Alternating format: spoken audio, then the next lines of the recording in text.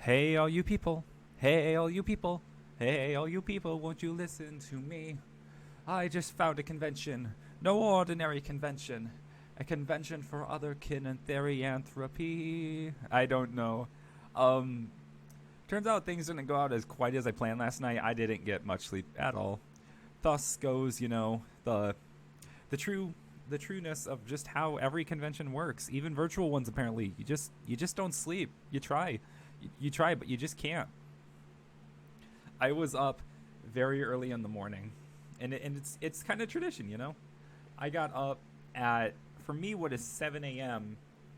to see the, well, it was supposed to be the first event, but it got pushed back to 8 a.m. or there was some kind of calculation error. But I was up very early and I had some really nice conversations with both Aristonin and Peregrine, two different Aristonin being, one of the artists, I believe, if I'm not mistaken, and Peregrine. And you know what? They have both been very friendly, and I think they might become new friends. Again, I'm trying not to be as rambly, but I'm extremely tired, and I probably sound a little bit sick. It's real. It's like a real con, you know. I'm even getting con crud. Who'd have guessed? It's so weird. But anyway, one of the first things I attended this morning was the guided meditation, which was honestly one of the coolest things I think I've done in the entire con so far. We had, I don't know how many people, a crap ton of people. They threw on this meditation thing that was pre-recorded on YouTube, and as somebody else put it in a call just a few hours ago, I think we might have broken a world record for how many people had shifts in the same room at the same time. Uh, Whoever's I don't remember the voice of who it was, but they did a very very excellent job creating that. Um, I'm really looking forward. I might try and do it on my own again at some point, but it was very interesting to experience that. I've tried meditating in the past, but I've never done it very successfully or around other people ever since my old days in LARP. For those of you who don't know, LARP stands for live action role play. It was medieval, but in our warm ups, we would sometimes sit down and just meditate as a group. At least some of us. Some of the people complained about it. I'm not naming names, but there was this one person who was a big thorn in the side for basically the entire time the LARP club ran. Maybe that's a story for another day. But the meditation was very relaxing. It was very relieving. Personally, I'm not. I was in a weird position. I'll probably talk about this at some point, but I didn't shift until I think 6 months after my discovery. I was so convinced I was so convinced I just didn't shift, but that kind of went out the window. Um, and this is the first time I've ever been able to intentionally induce that kind of state. I did actually have, I think, a bit of a phantom tail. I don't get phantom limbs that often, but when I do, it's usually just a tail. And it was very interesting. Honestly, it was really cool doing it in the presence of other people. Nobody talked, nobody said a word, but you just know other people are doing it with you and listening. The rain and the soothing voice that was going on. So then, of course, we had probably one of the also one of the coolest panels that I think the entire convention is going to have. We had the guest speaker. We had the guest of honor, PD Pink Dolphin themselves, hosted a panel talking about Therian YouTubers and media.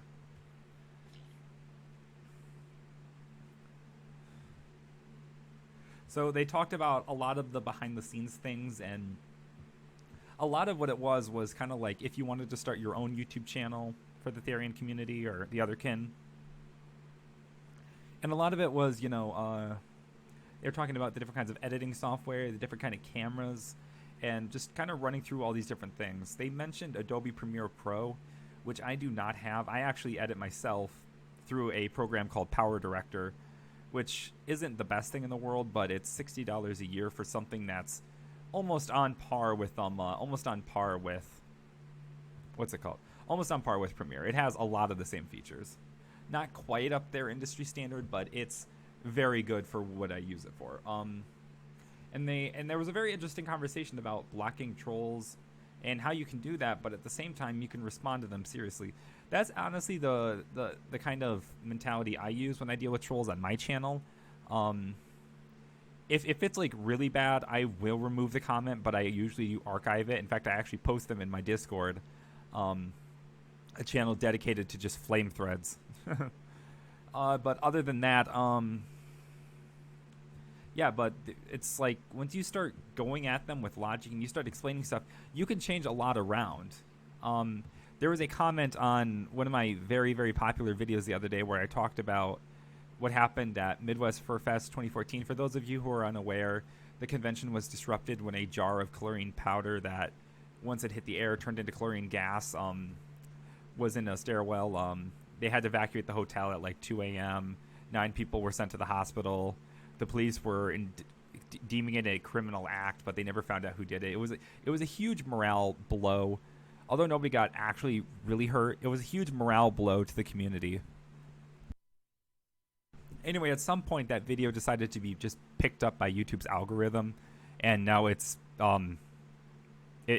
big, and a lot of the people that watch it aren't even furries. In fact, it gets a lot of troll comments, and I have to deal with those almost on a regular basis at this point. But the next panel I attended was one on body modifications, which was not one I expected to find myself so interested in. They talked a lot about the history of body modifications. They talked about, one example is how back in the day dogs had their teeth filed down because they represented anger and aggression, and it helped, apparently alleviate those feelings, or so they thought. There was a lot of, when I think of body modifications, I think of tattoo, piercing, the very common stuff, but they were going all the way up with like tongue splitting, which I have heard of and I have seen, but also ear pointing, like ear shaping almost, and a whole bunch of weird things I wasn't expecting to hear about, but did manage to keep my attention for a long time. Some very interesting things. Now, personally, I'm not looking to modify my body drastically. I'm kind of almost at peace with my body, not quite, but definitely above the curve compared to other people. The only thing I've ever actually curious about is probably getting fangs, of which I do have a pair. I just don't have the adhesive for them, but I really do want to start wearing them. Because like Therian gear, I'm not super into Therian gear. I am into like fursuits because I am a furry, but when it comes to like my Theriotype Cyrus, the only things I really wear is my Theta Delta pendant, which if you actually look at this video, you can see hanging off the neck of the cat on the right of the screen. And then I'm like, you know what? I like to wear fangs. Oh, and I do sharpen my nails to kind of to emulate claws, But no, that's personally all I really do. The whole panel was very, very interesting. I have to give them credit for I didn't know how many different options people have, or how many different procedures exist or have been tried in the past. The next panel I attended was Othercon Media, which basically talked about the Otherkins, the events in history where Otherkin Therians have been mentioned in different forms of media over the years. Now, when I saw this title, I immediately got called back to Uncle Kage's Furries in the Media, which he talks about our standing history in the media and how we should deal with the various forms of press and various forms of different situations. It's kind of like, here's what you want to learn, here's what you want to do.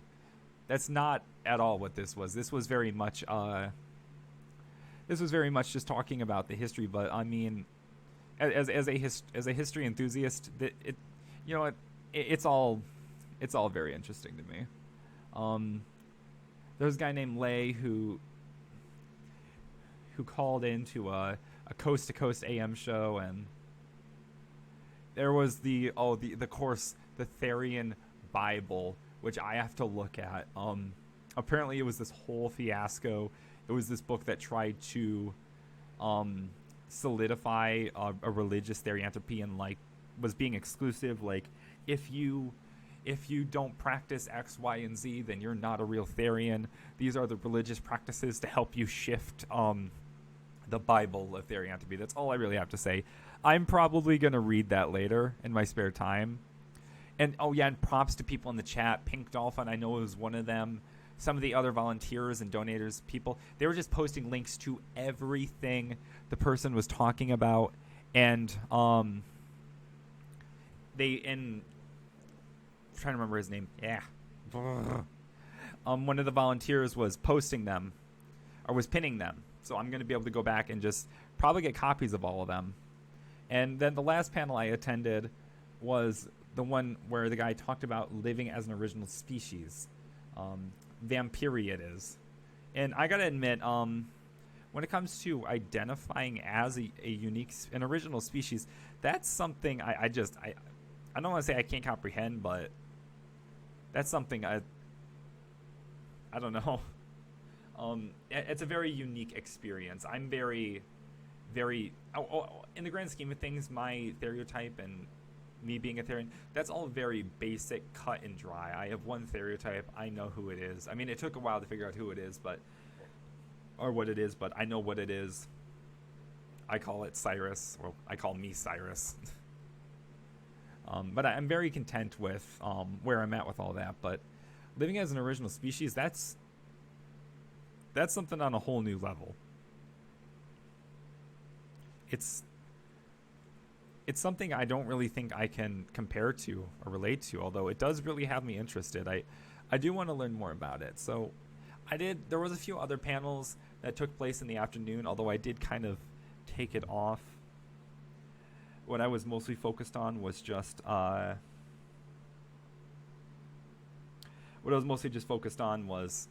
with some of the people, making some friends. One suggestion I had made to the Discord in the suggestions panel today was that I've noticed, like, this, from what I've learned over the course of the last 2 days, this community is very spread out, very regionalized, even more than furry is, and that's saying something dramatically. And I was like, the age diversity, the career diversity.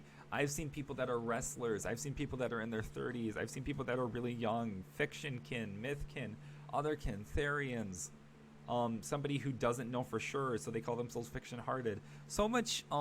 I've never seen so much diversity in one place. And again, that's coming from somebody who spent 4.5 years in the furry fandom. It's wow.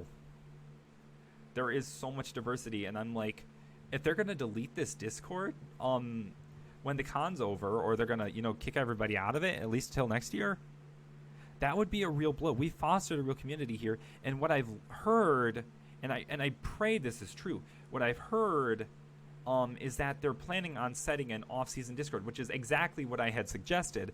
An off-season Discord, just allow everybody to stay in contact when it's not exactly a convention time. I've met a lot of good friends. I've managed to get contact information, whether on Instagram or Discord, for a good number of them. But just being able to go and having people in the voice call, like after all the events are over, just at night, it's been honestly some of the most relaxed fun I've had in a long time. Of course, I have my furry family, who I usually do that with, but sometimes it's just nice chilling out with friends or people who are a part of a different community. I flat out am so glad I got involved in the Therian community. In the beginning, I was very iffy about it. I was like, I don't know if I felt it was necessary, as I've said in yesterday's episode of this, but it was just, I felt like it would offer me a unique, and I tried on the forums, I tried on some other social media, but it never worked. And I have some roots. I have made some really good friends over the last few days, if not just people to chill and hang out with. I'm really looking forward. I hope, I don't remember what they were calling it, like other decks or something. I really hope that is true and that there is going to be some form of off-season Discord, because this really needs that, and it would benefit very much so. If there's not, maybe I'll get some people together and we can set up our own for anybody who's interested. But yeah, that's the big stuff for today. I do have there was some discussions me and some other people had. We had some concerns about how the con might be handled next year, but I'm not gonna go into that right now. Partly because of how late it is. It is 1:30 a.m. again, which means, yeah, I'm headed to bed right after I finish this, but I am really excited for tomorrow, and I'm really, really sad to see the convention end. I'm already starting to feel some PCD, post-con depression. It's already just seeping because I know it's coming. Now, on the bright side, I'm probably going to be able to stay in contact with most of these people, but I mean, the panels have been so nice. The art streams, the shows, it's been a real blast, and tomorrow is the last day. I'm not sure I'm ready, but I know I'm ready to head to bed, so I'll be up early in the morning once again. Maybe not as early as before because I really need some sleep, but I'm going to be there bright and early and checking it all out, and I'm going to, of course, have my final con report tomorrow night, but I'm also going to talk about, I'm going to have a short other video talking about what I plan to do for my panel next year. At least one idea. I might host two, because I would like to also host a more lighthearted one, because the one I'm planning is, to be blunt, a little bit grim, but nothing too serious. But, you know, I kind of want to have a happy one, too, so I might look into holding two. I don't know. I'll find out. Oh, and DinoCade gave me a shout out for boosting the server. I got the server to level 1 through 2 boosts, which drastically improved the quality of the audio streams, like drastically, to 128 kilobytes instead of 64 or whatever it is by default. But anyway, guys, that's really all it is for tonight. I got to get up early. Gonna enjoy the last day of the con. So until next time, guys, I guess good night. Have a good one.